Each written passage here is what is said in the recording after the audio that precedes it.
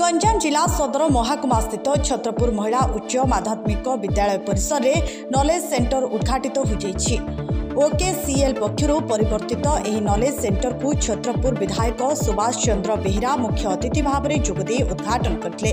Chhatrapur BDO Sushant Kumar Boral assistant engineer Lagnajit Sahu मंचासीन रही।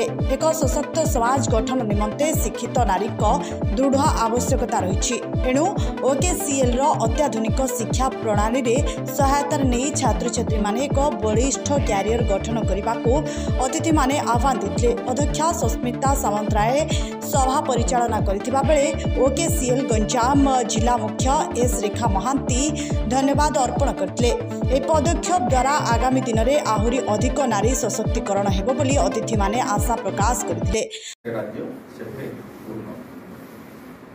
तेणु शिक्षा ही आमको अंधार आलो आड़ अनग्रसर अग्रसर आड़ एवं विकास आड़ को प्रगति आड़ को आमको नहीं था।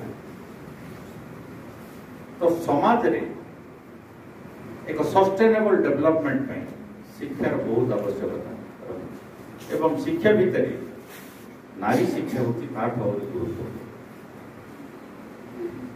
यदि नारी टी शिक्षित होती ताहले समाज उपरे तार एक सुदूर प्रसारी प्रभाव निश्चित भाव में पड़ता।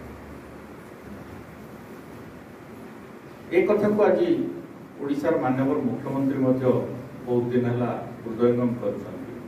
छत्रपुर निमाई चरण पंडा रिपोर्ट प्राय खबर।